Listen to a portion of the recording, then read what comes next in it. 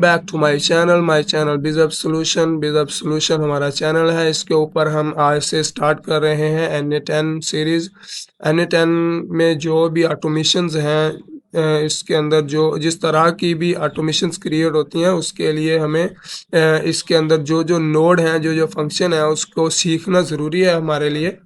तो आज से हम ये सीरीज़ स्टार्ट कर रहे हैं। ये हमारी पहली वीडियो है और इस वीडियो में हम सीखेंगे कि जो HTTP नोड है वो किस तरह से वर्क करता है और इसके जो पैरामीटर्स हैं, इसको समझना भी बहुत ज़रूरी है। और जो HTTP नोड है ये Na10 का एक पावरफुल और बहुत ही इम्पोर्टेंट नोड है। इसको समझना बहुत ज़रूरी है, क्योंकि इसके बगैर कोई भी ऑटोमेशन जो है वो अनकम्प्लीट है। तो आज से हम HTTP नोड के ऊपर बात करेंगे, इसको समझेंगे। इसी तरह हम आइंदा भी अपनी वीडियोस में हर एक नोड के ऊपर वीडियो बनाएंगे और इसको हर नोड को क्लियरली समझेंगे कि उसमें जो जो फंक्शन है वो किस तरह से काम करते हैं और इसका क्या वर्क है।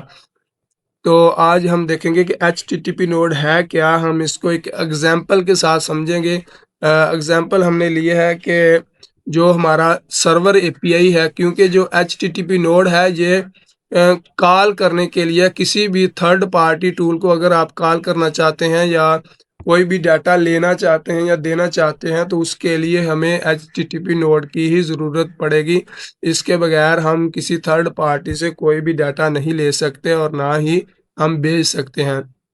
तो इसको हम एग्जांपल के साथ समझेंगे। एग्जांपल है हमारे पास जो कोई भी थर्ड पार्टी है, वो हमारे पास एक बैंक है। इसको समझना इस तरह से है कि जो HTTP नोड है, जो मैं और आप हैं, इस तरह से Na10 में HTTP नोड का वही काम है जो तुम्हारा बैंक में है। जिस तरह एक कोई भी इंसान बैंक में जाता है तो वो क्यों जाता है, क्या करने जाता है, ये सारा हम इस एग्जांपल के साथ समझेंगे कि जो हमारा HTTP नोड है ये किसी भी सर्वर एपीआई को क्यों कॉल कर रहा है और किस मकसद के लिए कर रहा है, यही हमारा नोड है। जैसे तुम बैंक में जाते हो काम करवाने, वैसे ही HTTP नोड सर्वर के पास जाता है और डाटा लेना या देना, उसके लिए ये इसका मकसद है कि क्यों वो बैंक में जा रहा है।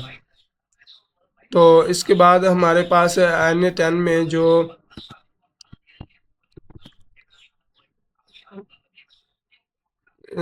मेथड है ये सबसे इम्पोर्टेंट है। मेथड को समझना भी बहुत ज़रूरी है कि मेथड ही एक वो चीज़ है जो आप अगली जो थर्ड पार्टी है उसको बताना चाहते हैं, भाई ये मुझे काम है आपसे।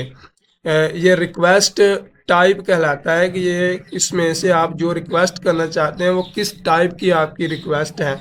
अगर आप डाटा लेना चाहते हैं, डाटा देना चाहते हैं, तो उसके हिसाब से आपको ये मेथड सेलेक्ट करना पड़ेगा।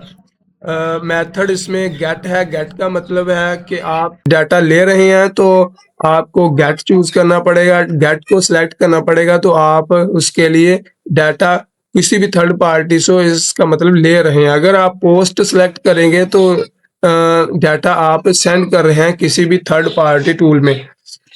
इसी तरह पुट भी है, और पुट का मकसद है कि अगर आप किसी भी server API third party tool के साथ जिस एपीआई के साथ भी आपका HTTP नोड कनेक्ट है उसमें जो आपने डाटा अपडेट करना है, तो उसके लिए आपको पुट सेलेक्ट करना पड़ेगा। तो पुट सेलेक्ट करेंगे तो आपको ये थर्ड पार्टी में जो कोई भी आपको अपडेट करनी है तो उसके लिए आप पुट सेलेक्ट करेंगे। और इसी तरह डिलीट है, अगर वहां से कोई डाटा डिलीट करना है तो आप डिलीट कर सकते हैं। डिलीट, गेट, पोस्ट, इसमें ज्यादातर पोस्ट और गेट का ही ज्यादा काम है। तो मेथड का भी आपको पता चल गया होगा कि मेथड किस पर्पस के लिए है। मेथड हमारा पर्पस है मेथड में कि हम रिक्वेस्ट टाइप जो है हमारी वो किस टाइप की हम रिक्वेस्ट सेंड कर रहे हैं। और इसके बाद हमारे पास है ये URL वाला सेक्शन है। इसमें हम एड्रेस, किसी भी सर्वर एपीआई का इसमें एड्रेस ऐड करते हैं तो ये उस एड्रेस पे उस सर्वर एपीआई को, उस टूल को, उस वेबसाइट को कॉल करता है कि हाँ भाई मुझे ये काम है आपसे, पोस्ट है, गेट है, कोई भी काम है वो इस एड्रेस पर ही जाएगा। इस एड्रेस में आप जिस किसी भी टूल को कॉल कर रहे हैं वो एड्रेस आपको उस टूल से एपीआई रेफरेंस से मिलेगा और आप यहाँ पेस्ट करेंगे तो ये उसको कॉल करेगा। अब इसी के बाद हमारे पास जो ऑथेंटिकेशन वाला ऑप्शन है, इसको समझेंगे कि ये किस तरह से वर्क करता है और इसका क्या मकसद है। ये क्रेडेंशियल टाइप कहलाता है कि किसी भी तरह के आप इसमें चाबी ऐड करेंगे तो ये कॉल करेगा, तो उस वेबसाइट में, उस सर्वर एपीआई में दाखिल हो सकता है इस एपीआई को लगाने के बाद। अगर आप अकेला एड्रेस लगा देंगे तो आप एड्रेस से ही वहाँ काम नहीं कुछ भी कर सकते। उसके लिए उस लॉक के अंदर जाने के लिए आपको चाबी की ज़रूरत पड़ेगी, तो उसके लिए हमारे पास ऑथेंटिकेशन है और इसमें हम अपनी एपीआई की कोई भी है वो ऐड करेंगे तो हम उसके अंदर दाखिल हो सकते हैं। वहाँ जो भी हमें हमारा काम है वो हम कर सकते हैं। तो इसी तरह हमारे पास ये देखिए, मैंने पहले ही सेंटिफ्लो, retail AI, OpenAI, call.com इस तरह की जो एपीआई कीज़ हैं वो पहले ही मैंने सेव की हुई हैं। और सेव करने का ये फ़ायदा है कि आप कभी भी किसी भी टूल को कॉल करना चाहते हैं तो बार बार आपको वो एपीआई नहीं लेके आनी पड़ेगी। आप सिर्फ यहाँ से सिलेक्ट करेंगे और फिर इसको सिलेक्ट करने के बाद अटैच कर सकते हैं अपनी एपीआई उस टूल के साथ।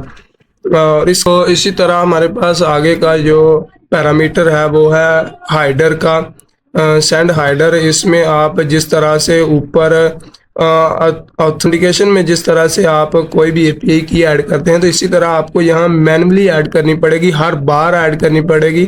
और इसमें इससे बेहतर है कि आप ऑथेंटिकेशन में ही वो एपीआई की ऐड करें और उसको हर बार सेलेक्ट करें। सेलेक्ट करने के बाद आपको वहाँ से ही आपके क्रेडेंशियल जो हैं वो अटैच हो जाएंगे। और इसके बाद है क्वेरी पैरामीटर। क्वेरी पैरामीटर जो है हमारे पास ये काउंटर पर स्पेसिफिक रिक्वेस्ट करने के तौर पर हम इसको समझेंगे कि अगर हम बैंक काउंटर पर कहते हैं कि मुझे सिर्फ जनवरी की या इस महीने की मुझे 5 ट्रांजेक्शन जो हैं वो मुझे निकाल के दो, इसके लिए हम क्वेरी पैरामीटर का यूज़ करेंगे। सेंड क्वेरी पैरामीटर का जो रूल है कि यूआरएल में भी आप इस क्वेरी को ऐड कर सकते हैं। जिस तरह ये देखें ऊपर यूआरएल है यानी जो एड्रेस है उसमें भी हमारी क्वेरी जो है कि सिटी लाहौर हमारा होना चाहिए, उसमें जो कैटेगरी है वो हमारी मोबाइल है और लिमिट 10 है। इसी तरह ये यूआरएल में, एड्रेस में भी हम ऐड कर सकते हैं क्वेरी को, और क्वेरी को हम नीचे पैरामीटर में भी ऐड कर सकते हैं। पैरामीटर में ऐड करने के लिए अगर हम ये देखें इधर सिटी लाहौर है तो इसी तरह हम NA10 में ये देखें सेंड क्वेरी पैरामीटर, इधर मैं लिखूँगा सिटी और ये हमारा नेम हो गया और इसकी वैल्यू जो है वो हमें यहाँ कोई भी शहर का नाम लिख लें, लाहौर। तो इसी तरह हम ऐड पैरामीटर करके यहाँ अपनी टाइप लिख देंगे कि इस तरह का हमें जो टाइप है वो हमें रिक्वायर है। टाइप में हम लिखेंगे कि हमें मोबाइल चाहिए।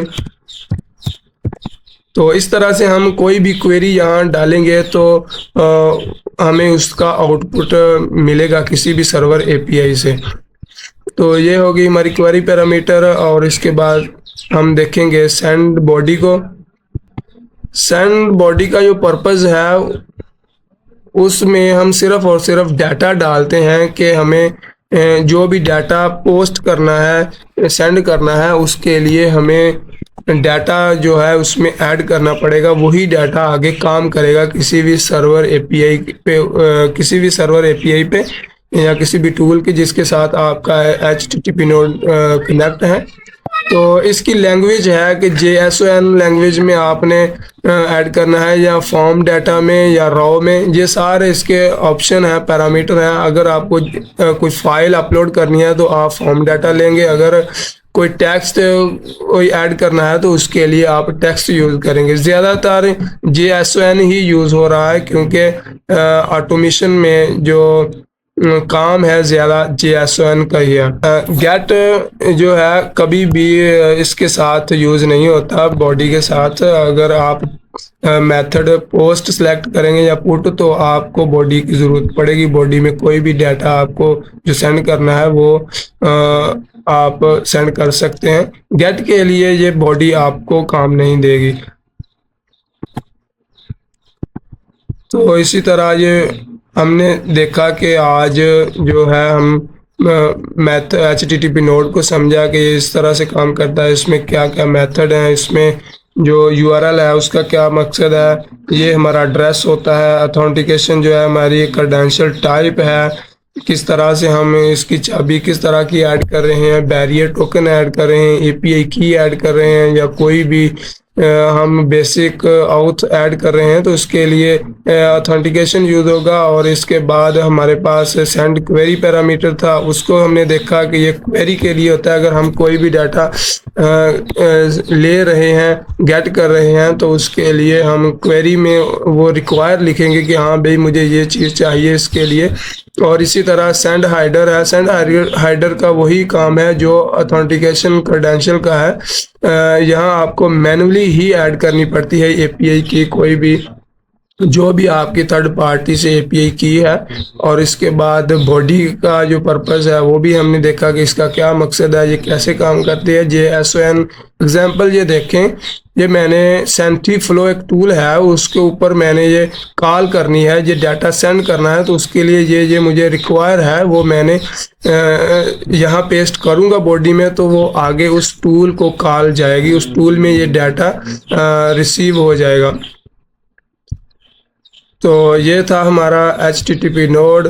HTTP नोड बहुत ही इम्पोर्टेंट है किसी भी ऑटोमेशन को बनाने के लिए। तो उम्मीद है कि आपको ये वीडियो पसंद आई होगी। इसी तरह से हम हर नोड को स्टेप बाय स्टेप समझेंगे कि ये किस तरह से वर्क करता है। अगर आपको ये वीडियो पसंद आई तो लाइक करें, सब्सक्राइब करें और शेयर करें। हम इसी तरह की हम वीडियोस अपनी सीरीज़ में ऐड करते रहेंगे। आपको इसमें सीखने के लिए बहुत सारा नॉलेज मिलेगा। तो मिलते हैं नेक्स्ट वीडियो में।